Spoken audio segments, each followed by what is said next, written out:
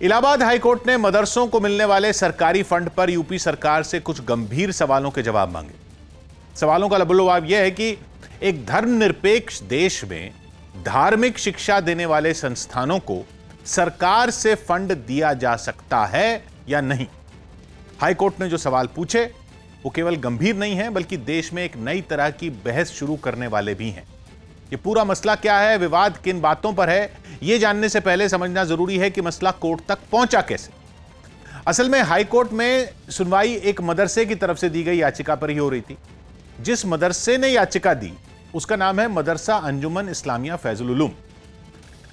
मदरसे तकरीबन हर राज्य में सरकार से आर्थिक मदद लेते हैं, लेकिन नियम यह है कि केवल उन मदरसों को सरकार मदद देती है जो मान्यता प्राप्त होते हैं। मान्यता कौन देता है?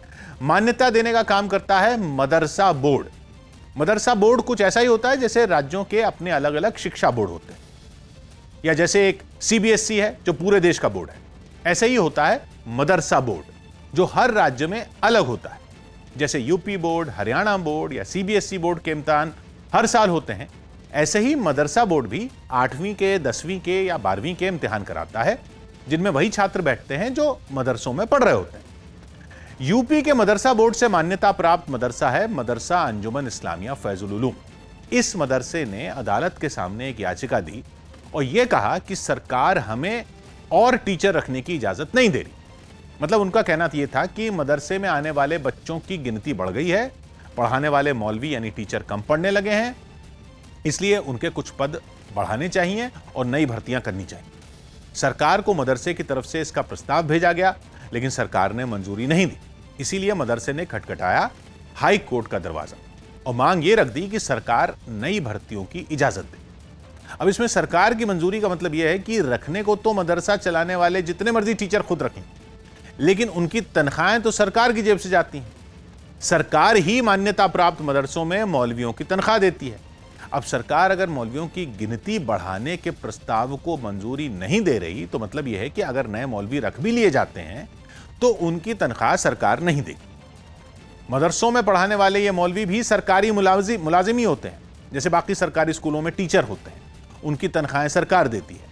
उसी तरह ये मौलवी भी सरकारी मुलाजिम ही होते हैं।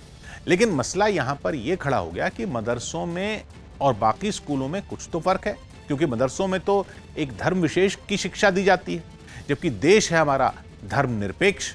लेकिन मदरसों की मदद देश के तकरीबन हर राज्य में सरकार करती। तो इसलिए जब हाई कोर्ट के सामने यह मामला पहुंचा तो सवाल सिर्फ नए टीचरों, मौलवियों की भर्ती तक सीमित नहीं रहा। कोर्ट ने तो सरकार से यह पूछ लिया कि क्या एक धर्मनिरपेक्ष देश को धार्मिक शिक्षा देने वाले संस्थानों को फंड देने का अधिकार है या नहीं। हाईकोर्ट ने चिंता यह जताई कि कहीं मदरसों की मदद करते हुए सरकारें उन मौलिक अधिकारों का हनन तो नहीं कर रही हैं जो इस देश का संविधान देश के हर नागरिक को देता है। बाकायदा कोर्ट ने भारत के संविधान में नागरिकों को दिए गए मौलिक अधिकारों में आर्टिकल 25 से आर्टिकल 30 तक मिले अधिकारों पर सरकार से सफाई मांगी।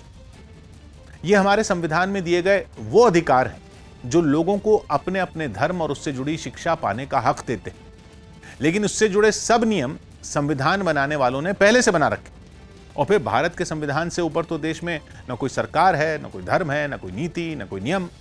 मतलब यह कि हाई कोर्ट में जब मौलवियों की भर्ती का मामला पहुंचा तो मसला मौलवियों की भर्ती का नहीं रहा, बल्कि अब इस बात पर बहस छिड़ गई है कि लोगों के टैक्स की कमाई से भरने वाला सरकार का खजाना किसी एक विशेष धर्म की शिक्षा के लिए इस्तेमाल हो भी सकता है या नहीं।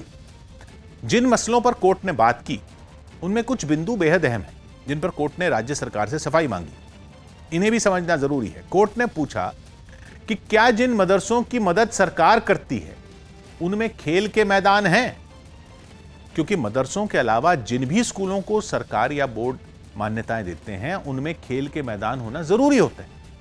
और यह नियम हमारे संविधान में ही दिए गए मौलिक अधिकारों की वजह से है। आर्टिकल 21 और 21A कहते हैं कि स्कूलों में बच्चों के खेलने के मैदान होने जरूरी हैं, लेकिन मदरसों को अगर मान्यता देते हुए इस नियम की छूट दी जाती है तो यह नाइंसाफी तो उन छात्रों के साथ है जिन्हें स्कूल में खेलने की सुविधाएं तक नहीं मिल रही, और उनके मौलिक अधिकार जो बच्चों को हमारे देश का संविधान देता है वो उनसे छीने जा रहे हैं। इसके अलावा मदरसों का पाठ्यक्रम क्या है, मान्यता देते हुए क्या शर्तें रखी जाती, इन सब बातों की जानकारी भी हाईकोर्ट ने राज्य सरकार से पूछी।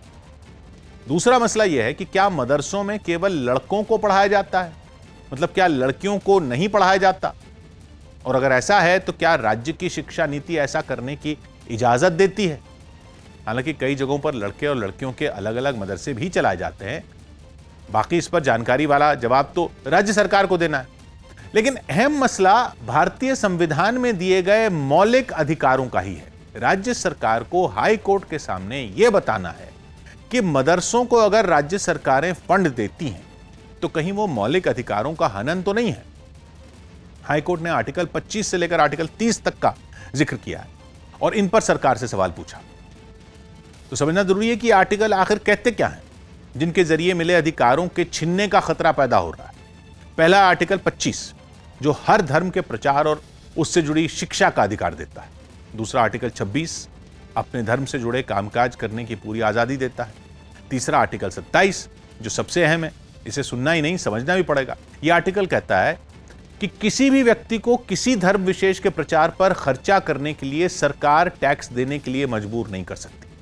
मतलब यह है कि सरकार चाहे केंद्र की हो या राज्य की, वो हमारे आपके टैक्स के पैसे से ही चलती है, और अगर हम लोगों के टैक्स का पैसा किसी धर्म विशेष के प्रचार के लिए खर्च होगा तो हमारी मर्जी से ही होगा।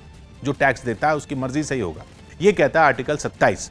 और फिर सरकार के पास तो जो भी पैसा है वो लोगों के टैक्स का है, और टैक्स लेने से पहले तो किसी से यह पूछा नहीं जाता कि वो पैसा किस धार्मिक पढ़ाई करने वाली संस्था को दिया जाए या नहीं। आर्टिकल 29 में भी एक पेच है। आर्टिकल 29 का एक क्लॉज मतलब एक नियम कहता है कि सरकार से आर्थिक मदद लेने वाले किसी भी संस्थान के दरवाजे सबके लिए खुले होने चाहिए।